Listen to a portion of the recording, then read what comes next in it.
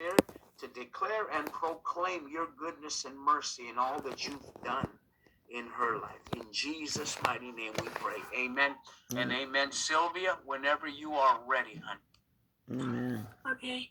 All right. Ooh, okay. Okay, well, my story is about, it started at home when I was growing up. And my mom and my dad, they were always fighting. That's all that I was living, was just hearing bad words, hearing them fighting, my mom cussing at my dad cussing at my mom. That's all that was going around in my head. You know how when you're starting to grow, things start to affect you, okay? They didn't affect me when I was little, but when I was growing up, it started to affect me. And, you know, I never heard the word love in that house, you know, my house was cold, it was dark, it was really ugly. I had 2 sisters and a brother. I grew up actually kind of like by myself. My 2 sisters, they never really wanted me around them. I couldn't talk to them because they didn't want me around. And so I kind of like grew up on my own by myself. And, you know, all that started getting to me as I was growing. And, you know, I would just leave the house, go outside, play with one of my neighbors just to get out of that house. And then I would go back and I go back to the same thing, and everything was just building up inside of me. And I just felt suffocated, and I felt like I couldn't breathe. Like I just could not breathe anymore. So I had to find a way. And, you know, when we're growing up by ourselves, we always go the wrong way. We always do the wrong things. And it was because I didn't know how to do anything right. So I started cutting myself in my arms. And every time I would cut my arm, I would feel like a release within me. I felt like I could really take that breath, like I could breathe, you know, and it felt good because I needed to let that out.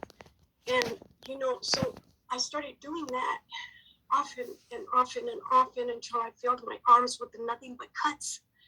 And my mom caught me one time when I was sleeping, and she just woke me up and she said, "Sylvia, what's this? What's happening?" And I just told her, "Leave me alone. Just leave me alone."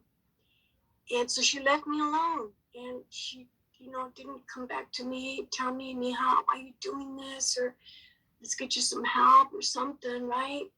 And, you know, so she left me alone. So, you know, I just kept doing it. And I would look at my arms, you know, and I'd see my blood just running down, and, you know, but it made me feel good. It really did. It made me feel really good. And so that was the way that I could just let out what was inside of me. And so, you know, I started getting rebellious. And every time I would see my dad, he would look at me with, like he hated me. His eyes, the way he would look at me, he would look at me like I was nothing, like he wanted to, like, if, I don't know, just really ugly, okay? And I would feel it right away. And, you know, I just couldn't stand to be around him because he gave me a bad vibe. And, you know, I would tell my mom, I would say, "Mom, how come Dad's like that?" And she's like, "Be quiet, don't say nothing." And so, you know, I still with that in my mind. So I tried to stay away from the house for a long time. All the time, every day, I get out of there, get out of there, get out of there. And then I started, after cutting myself, you know, I filled my arms up with cuts. I started cutting my legs. And then after that, it's just like I couldn't get a high out of it, you know? And so I started doing the drugs. I started drinking wine, and I started smoking weed. And I was only 11 years old. Wow. And I didn't know what I was doing. I just needed to find my own way. So, yeah, so I started drinking wine, and, you know, I started smoking weed, and that was when the Reds were out, you know, I back in the 70s, right? I mean, you could find the Reds out in the street. I mean, they were just all around. And so I started hanging around with people who would just, pack them up and sell them. And I started helping them do that. And I started taking them. And all I wanted to do was not feel. I didn't want to feel, because that feeling was really heavy and really ugly. And so I just didn't want to feel it. So I just get myself high all the time. And out of that time that I was getting high, I met somebody, and we started kind of like seeing each other, and then I got pregnant. I got pregnant at 16, I think it was. And when I got pregnant, I stopped taking the drugs and I stopped doing everything because I was focusing on my pregnancy. And my dad told my mom, I want her out of here. I don't want her in the house. Take her wherever you want to take her. Just get her out of here. So what my mom did, and I can't believe she did this, but she did. She told me, well, you have to go. And I go, well, where am I going, Mom? And she goes, well, go with Victor, because that was his name, Victor, right? And so I go, well, I don't want to go with him. I go, I don't love him. And she goes, why'd you get pregnant? I go, I don't know. And she goes, well, I'm sorry, but you're going to have to go with him. And I go, well, he doesn't have a place. And so, my husband, he became my husband after. He didn't have any papers, right? So he got deported. And then we would communicate on the phone, and he would tell me, well, come over here. He was so sweet. He was the sweetest thing ever. And I couldn't communicate with him because he was kind and I was bad, and it didn't mix. It just didn't. I didn't mix. I couldn't let him get close to me. I couldn't let him reach me. And I told my mom, that he was in Mexico, right? So she goes, well, get his address. So I got his address, and she goes, me and your uncle, we're gonna go drop you off over there. And I go, I don't want to go over there. I go, I don't know nobody over there. And she goes, well, I'm sorry, but you have to go. So I didn't have a choice. So then my uncle and my mom went and they dropped me off over there down some lady's house. I didn't even know her. Supposedly it was one of his aunts. And there I am in Mexico, right? Not knowing anybody. And, that kind of life over there was so different than us here. And, and then me being pregnant and being sick, I was like, oh my God, what am I going to do here? And then he met me there. And from there, he took me to his house. I met his mom, his sisters, and, I just felt very uncomfortable. I started getting sick, and I go, I don't want to be here. I don't want to be here. So I called my mom, and I said, Mom, come for me, please. Get me out of here. I don't want to be here. I just don't want to be here. I want to go home. She goes, you can't come home. And then so I called my cousin, one of my cousins, and I told him, can you come pick me up? I don't want to be here. And then he goes, I'll go for you. And so then he went for me. And from there, we brought my husband back with me because he crossed the line and we picked him up under a bridge. And oh my God. But anyway, we brought him back with us, right? And so then he let me stay with him and his wife. And so me and my husband stood there. And then after I had the baby, I told Victor, I said, Victor, you know what? I don't love you. I'm sorry, but I don't love you. You're too good of a person. I can't be with you.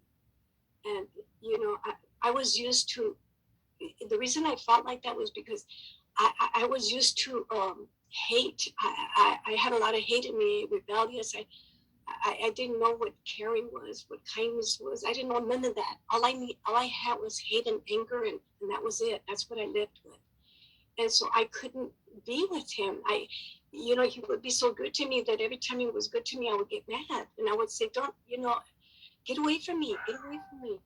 But he never left me. And I told him, just because I'm going to have a baby doesn't mean you can stay with me. You don't have to stay with me. I'm telling you right now, I don't love you. I'm sorry, but I don't love you. He goes, you could learn to love me. He goes, let's get married. We have a kid now. Let's get married. And I said, I don't want to get married because I don't love you. And I felt like I was going to get trapped again. And so, during that time, my father speaks out to me and he tells me, why don't you marry him? He goes, marry him and give him his papers. And because I thought, of him as a kind person, that's what I did. I married him and I fixed his papers. After I fixed his papers, I put him into a trade and he became a welder. He started working at Todd Shipyard. He got good money. But I didn't love him. I didn't love him, Pastor. I didn't love him. And I was miserable all that time, every day. How can I sleep with a man and let him touch me? I couldn't. I would cry. Every time he put his hand on me, I would cry. And he was my husband. And I just felt like, oh my God, I can't do this. So I would run to my mom. And I say, Mom, I can't do this, Mom. I don't love him. I go, I just can't do it. And she goes, you have to. He's your husband. I'm like, oh my God. Okay, there's a closed door right there, right? Okay. So I have to go back with him. So then I had my kid, right? And I'm miserable every day. And I was mean to him every day. And he would always tell me kind things. And I would say, don't tell me that. I don't want to hear it. Just get away from me. Just go. Get out of here. Just leave me alone. I don't want you around me. And he would leave and then he would come back. And then I got pregnant again. And that was when I had my daughter. First I had Victor, my son right now. And then I had my daughter, Raquel. And then after I had her, I was so miserable. I couldn't give him the time of day. I couldn't give him any love because I didn't have any love in me. So all they started growing up like I did with just hate and stuff. And then after that, my husband raped me because he got so mad because I wouldn't let him touch me when he wanted to have sex. And I told him, don't touch me. Don't touch me. I don't want you to touch me. Leave me alone. And he would say, you're my wife. And I don't care. Just leave me alone. And so he raped me, right? And I went and I told my mom. And my mom goes, well, he's your husband. I said, oh my God, here I go again. Okay, another closed door. And, so I just felt like, okay, so what do I do? Okay, I have 3 kids now. Like, oh God. Okay, so I'm there with him, right? I got a job. I had to just get out of it, my mind out of there. Okay, so my kids started growing up. And then afterwards, my husband told me, he goes, you know what? I'm going to buy you a house. I go, I don't want a house. He goes, why not? He goes, we have 3 kids now. Let's help them out. Let's just get together. I said, I don't want nothing. I don't want nothing from me. I don't want anything. I don't want a house. I don't want anything. And I go, don't think that if you get that house, I'm going to love you because I can't love you. And then he goes, well, you'll learn to just give me a chance. And I go, I don't want to give you a chance. But I didn't have a choice. So I had to stay there. And so he bought the house. Okay. And so I moved in there with my 3 kids. Okay. And so then I started feeling more trapped because he's giving me all this and I didn't want it because I just didn't want it. And so we're there, right, in this house. And then I felt more deeper into, I felt so locked up. I felt like I couldn't get out. I felt like I couldn't run nowhere. I would take long walks by myself and I would cry and I would say, somebody help me, somebody help me. And back in the days, there wasn't as much help as there is now. And I would try to go to therapists and there was this one lady, she was a therapist, and I would try to tell her what was going on with me, and she would tell me whenever you need me, she would just call me. So one time I needed her really bad, and I called her, and then her husband answered, and he goes, don't be calling at this hour of the night, you know better, and all this. And I'm like, oh my God, here I go again. Okay, so there goes another closed door. And then so there I go getting high. And so, it wasn't enough anymore for me to be getting high with what I was doing. So I started using. And so when I started using, it just like, oh my God, I just loved it. Okay. I just loved it because it numbed me. It made me fall asleep and not have no worries and not have nothing. And I felt good. But, and then I started stealing. I started stealing from my neighbors. And I tell my husband, you know what, you stand out there, you watch over, and I'll do the job. So I would jump in their windows when they would go to work, and I would take whatever I can. And I would look for money first, and then I'd look for their drugs first, and then I take whatever I can. And so they started noticing, and they would come up to me and they would tell me, Sylvia, do you see anybody coming into my house? Something's going on. Somebody's been in my house. And I'm like, no, I'm sorry. I go in and out. I don't know nothing. I don't know how could I do that stuff. Okay. And so, I started stealing when I couldn't steal no more money and stuff like that. I started taking things that I could carry, the VCR, the TV, I did whatever. Okay, whatever I would take. And then I go and I get my fix, right? And I used to have a 68 Chevy Camaro. It was nice. Okay. And you know what I did? I gave it up for a fix. I gave it up for a fix. Wow. Okay. And then, I didn't even care anymore about anything. And all this time I wasn't paying attention to my kids.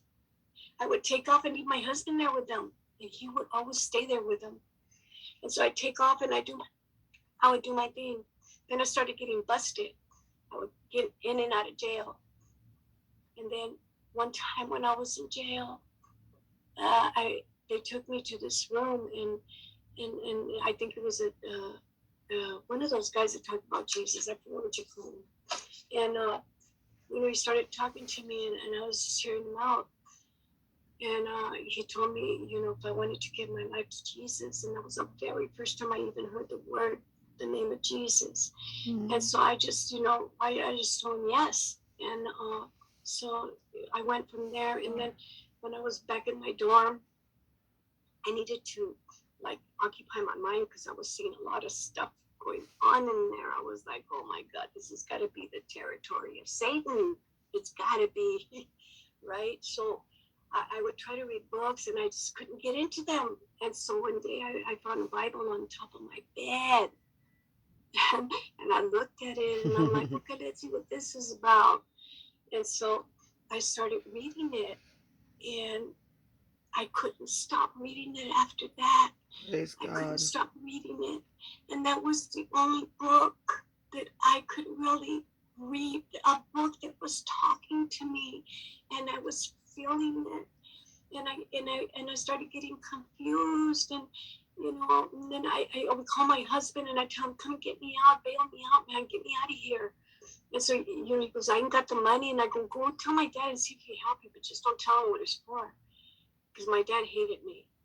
And so he would go and ask my dad, help me out to get Sylvia out of jail. He goes, no, leave her there, let her rot. Let her rot, okay?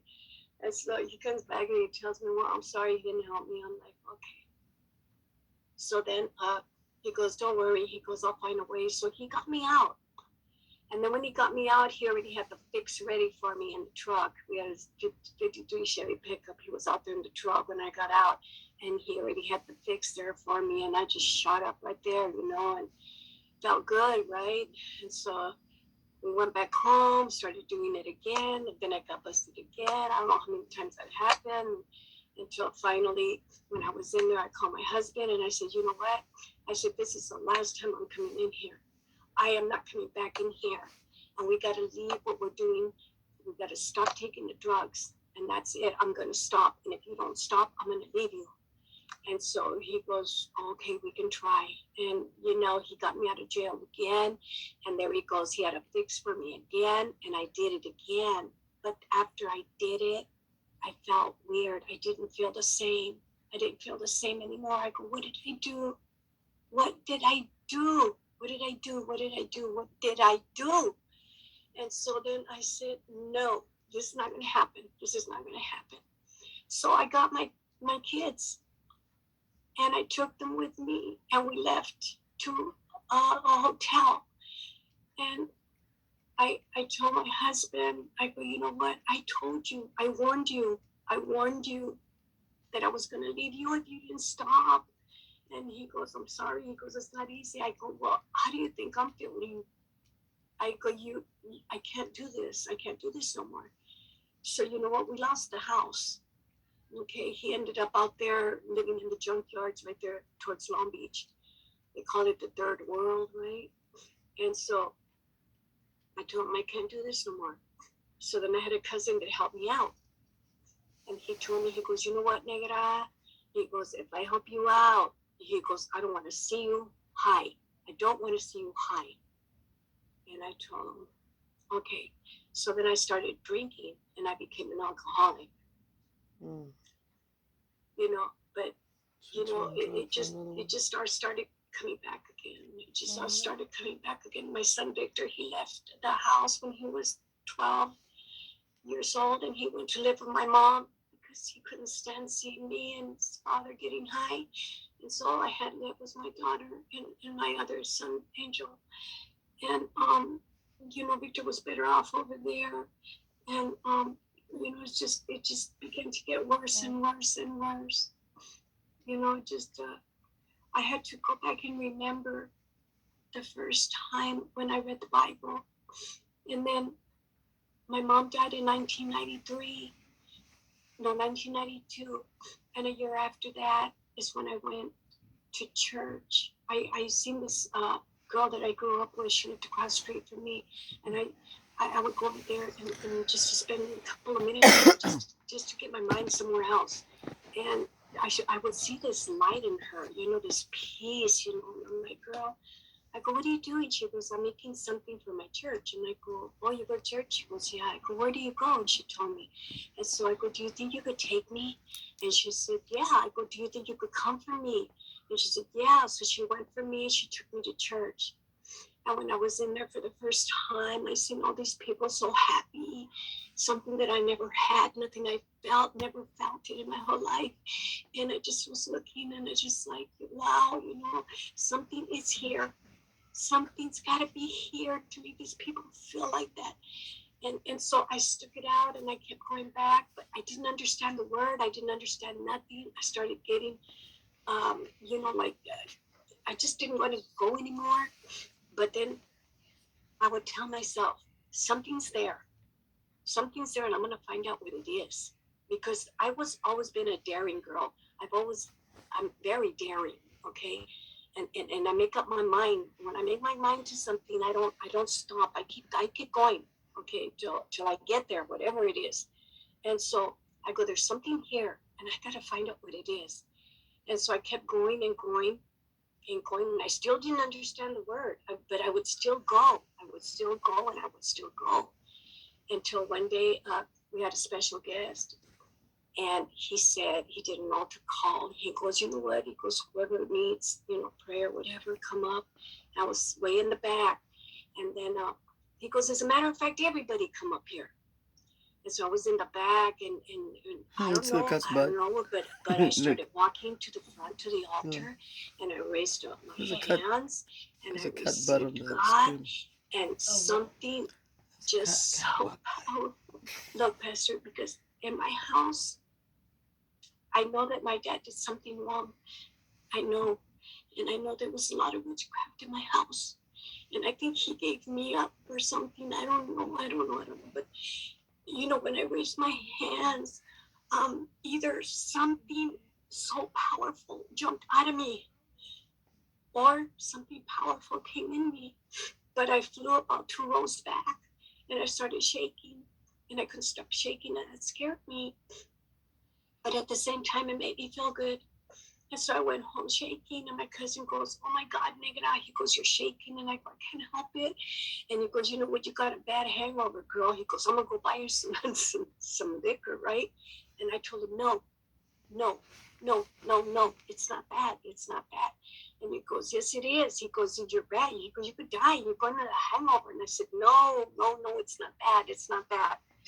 And so, I told him something happened. And I just couldn't understand it. Anyways, you know how it takes a process when you really give your life to Jesus. It takes a process for you to start, moving on, understanding, getting the feeling, getting to know him, getting closer, all that. It takes us a process. Well, during that process, I would go home and, in my house, I had a joint in every room. And so, I started picking up all my joints in the house and I go and I flush them down the toilet. And then I get my bottles, I used to drink a lot of President straight brandy, okay? And I used to drink a lot, 2-3 bottles a day. Wow. And I used to get, for my bottles, I had bottles everywhere, under the couches, everywhere, in the trash can, everywhere. And I would get them all and I would throw them down the sink. You know, I didn't know why I was doing it, but I was doing it for a reason. I wanted that change, and you know, and so I started getting excited, you know, and you know, I started seeing a lot of things happening in that church, and you know, it didn't seem right to me, and but you know, I would always hear the word focus on me, and so I started focusing just on God, and I would tell myself, you know what, Sylvia, this is what you're gonna do, Sylvia. This is what you're gonna do. You're gonna go to church. You're not gonna look at anybody. You're gonna just focus on what you're gonna hear, and you're gonna take it home with you, and you're gonna live it. That's what you're gonna do, Sylvia.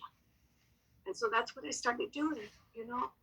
And that's why a lot of people fall from church, because, you know, they're looking around and seeing other people doing things. And if somebody says something bad or wrong, it offends you. It really offends you. And then you just don't want to be around people like that, right? You know, but I was on check all the time. I was on check, you know. I had my mind together. My mind was coming back, you know, like I never knew, right? And so all this time I knew God was working with me.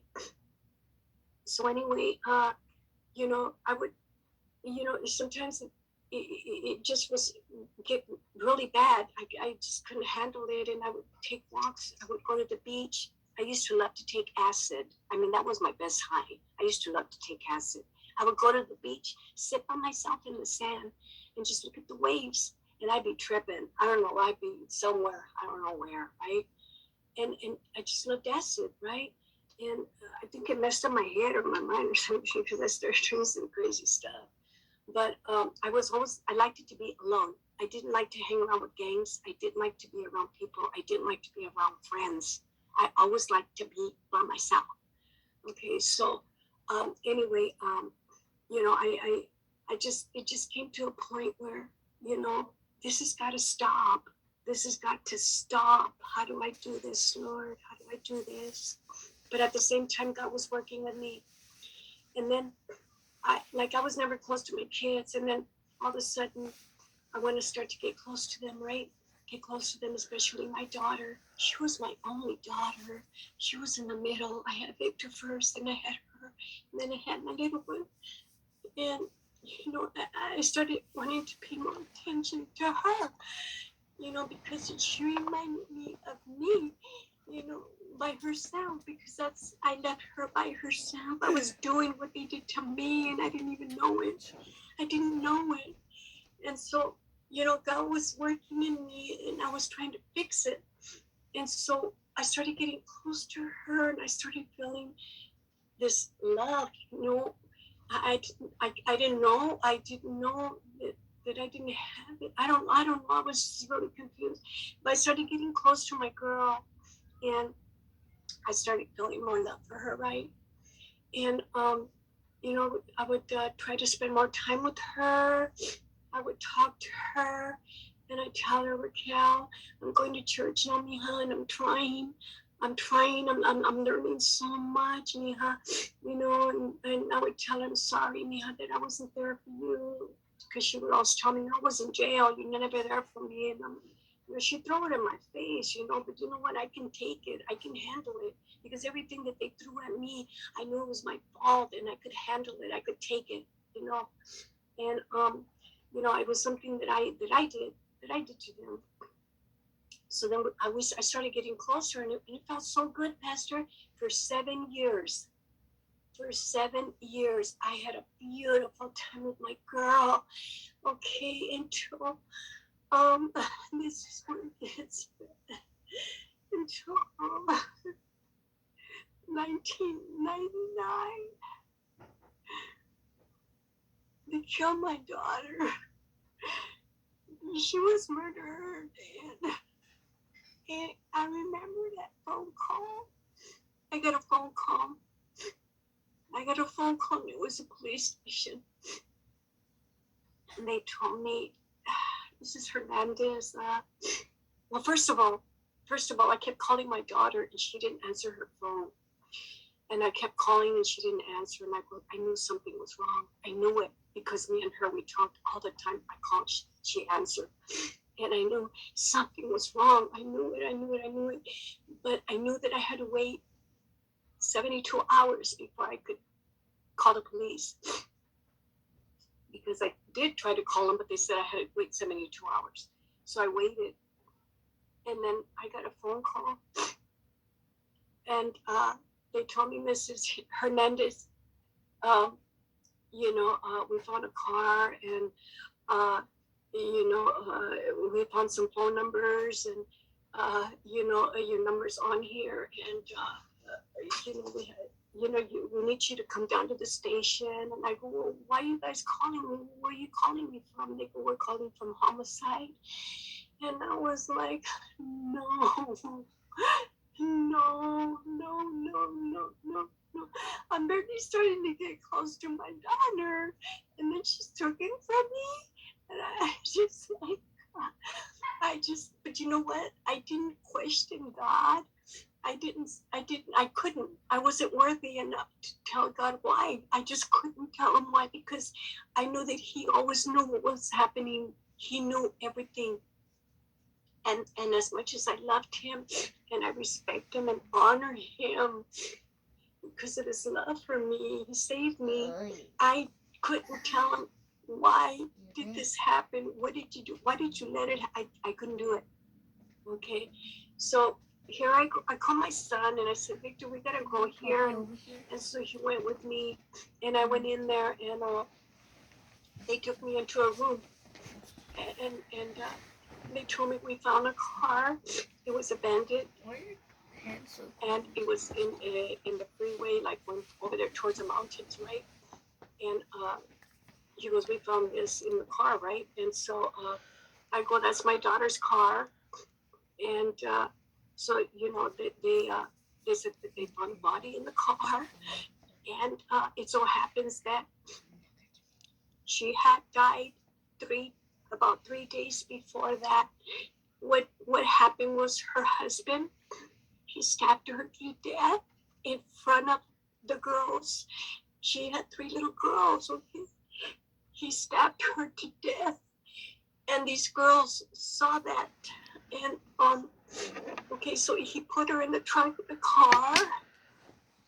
Jesus. And he was driving her towards the mountains, and I know what he was going to do. He was going to go drop her off somewhere. But you know what? It didn't happen that way. This is how it happened. He got stopped on the freeway. The police stopped him. And they asked for his driver's license. He didn't have one. They asked him for an ID. He didn't have one. They took him off the car, and they saw a bunch of clothes in there. And they said, well, whose are these clothes? And he goes, they're my wife's.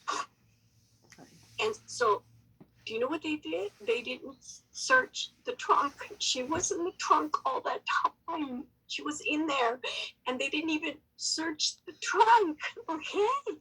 And then let him walk. They let him go. They let him go. And they towed the truck, the car. And so, when it went to the impound, they had to wait 2 days before they could put it in because the impound was closed. It was on a weekend. So Monday, when they put the car in there, they started searching it, and they opened the trunk and they found my daughter. And they found my daughter right there by herself.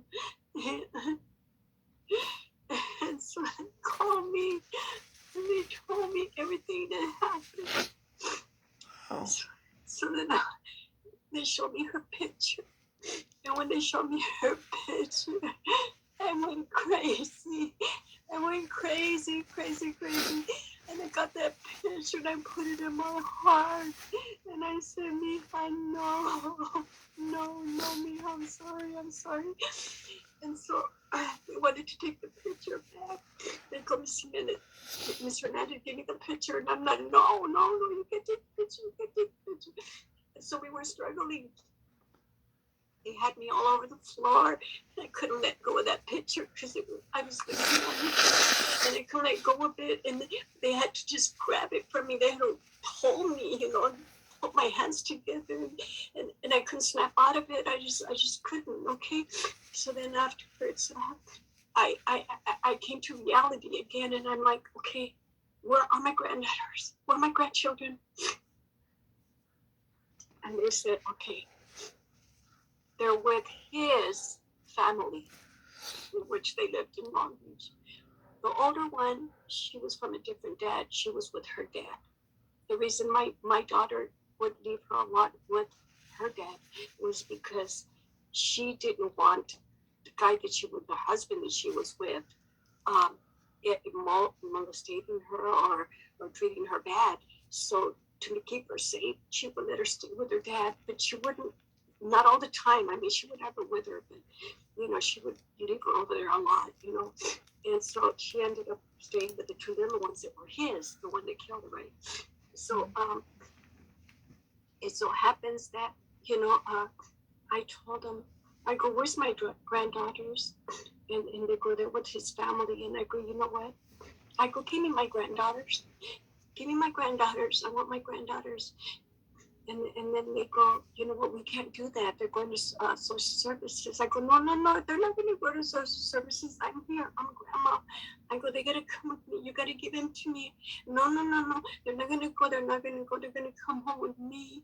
And so, regardless of how I was feeling, I just had to have it with me. And so the homicide detective told me, okay, Mrs. Hernandez, if you calm down, we'll call them up and we'll tell them to bring the girls. And I'm like, okay. So they bought the girls. And then they go, okay, the girls are here. But her husband, the one that killed her, his brother bought the girls. And they go, okay, you can come and get them. And I said, no, I don't want to see him. I don't want to see him. And so I told my son Victor, I go, Mijo, go get the girls. If I see him, I'll probably, I don't know what I'm going to do. I can't. So one of the detectives was holding one of my granddaughters, and the other one was holding the other. And as soon as they brought him into the room, oh my God, I started crying because they were so little. One of them was only 2.5 years old, and the other one, she was only 1 year and 2 months old. And I was like, no. But you know what? God was with me all that time. He was with me all that time. No, I was able to get through all this, but the detective said, you know what, Mrs. Hernandez, you can't say nothing about this. We can get in trouble because automatically in a situation like this, they have to go to social services. But you know what? This was God's plan. This was God's plan. And so he ended up letting me take them home with me. Okay, here I am under depression, stress. I just, oh my God, I don't know. I didn't even know half of what I was feeling. Just all I did was just look at these two beautiful little baby girls, right? And I would hold them and I would hug them. And I knew that God was giving me a chance to take care of them. I knew that I had a mission in front of me, and my mission was to raise these girls the best I can. So, I took them home. Oh my God, I went through so much. They had fevers. They were both in Pampers. Oh my God, I just like, how am I going to do this, Lord? I had no help from anybody. My mom wasn't around anymore. My sisters, they would never come around me. They knew what was going on. They'd never come around and tell me, Sylvia, let me help you. Or do you need anything? Nothing. There's a closed door. And so, I'm like, I have to do this by myself. And, it was just me and God. Okay, that's all I had was him. That's all I had was him. And so, I started trying to do my best. But I at the same time, I had to drink myself to sleep. I just had to. And so when I put the girls to sleep, I would get a bottle of brandy and I down that sucker, I down it like nothing, okay? And I put myself to sleep. I cry myself to sleep every night, okay? Not letting the girls see me because I didn't want them to know that something was wrong with grandma. Well, they didn't know it was grandma because it was still little. But yeah, anyways, I took it day by day. And what I did was I took the girls to church and I started taking them to church there. Then I dedicated them back to the Lord. And a brother there told me, look, goodness and mercy will follow you for the rest of your life. That's what he told me. And I didn't understand him, you know. And so my girls started growing up. Okay, so you know, it started getting harder for me because they're growing up now. Okay, it's hard that when you don't have no love in you, how can you give somebody some love when you don't have it? You can't give something you don't have. You just can't, especially if it's love. So God's still working with me. Okay, God is still working with me.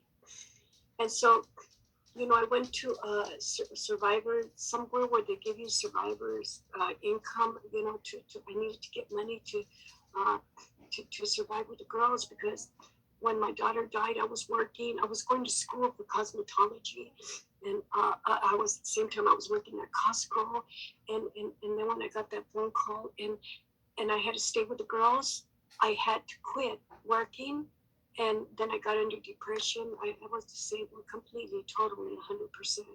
So I had to find a way how to get money for me and the girls. So there I go, asking for money at this place where they give you for people that are murdered. And they started giving me money for the two girls. They were only giving me about $200 each for each, you know, girl. And so I was like, oh my God, what am I going to do with this much? How is this going to happen? But I knew God was with me. I knew He was with me because I could feel Him. I always felt Him ever since that we had my daughter's service at my church. It was weird when I got up to talk, you know, about what was going on. I was looking at her coffin there. You know, I could not have an open casket for my daughter because she was already, you know, and I never had a chance to say goodbye, Mija. I love you. I didn't have a chance to do that. So I have to remember her since the last time I saw her. And she was smiling, she was laughing, she was happy. And that's how I have to remember her. And that's all I have. But, you know, I carry that in me. I never had a chance to say goodbye. You know, I just felt she was stolen from me. Sometimes I felt it was my punishment for everything that I did. But then I stopped thinking that way. And I started thinking positive. And I said, God, you got to help me with these girls. You left them in my hands for a reason. So you got to help me now. So we didn't have a place to live. I had a car, and we used to sleep in the car, me and the girls. I would ask my sisters, can you help me? Can we stay here for a while? And it's a closed door. No. You know, even though my dad hated me, I had to do this, you know, and I tell him, Dad, can you come and stay here? I got the girls, and, you know, can you help me? He was in the 3-bedroom house, and he was living there by himself with my brother. And he would say, no, I'm sorry, you can't stay here. I got the girls with me. They're little, but help me. He goes, I'm sorry, I can't do it. So there I go. I had to be looking for alleys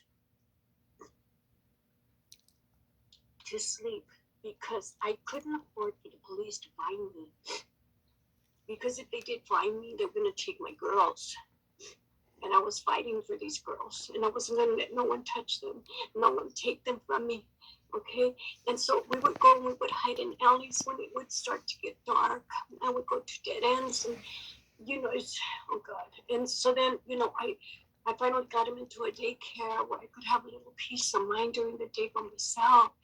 And I would have to take them to like Jack in the Box or McDonald's into the bathroom, and I would wash them up, and I'd clean them, and I'd comb their hair as much as I can, and then I'd take them, and I would drop them off, and then I'd go home, and what do? I'd go back and I'd go buy me a bottle of brandy just to, oh God, I couldn't breathe.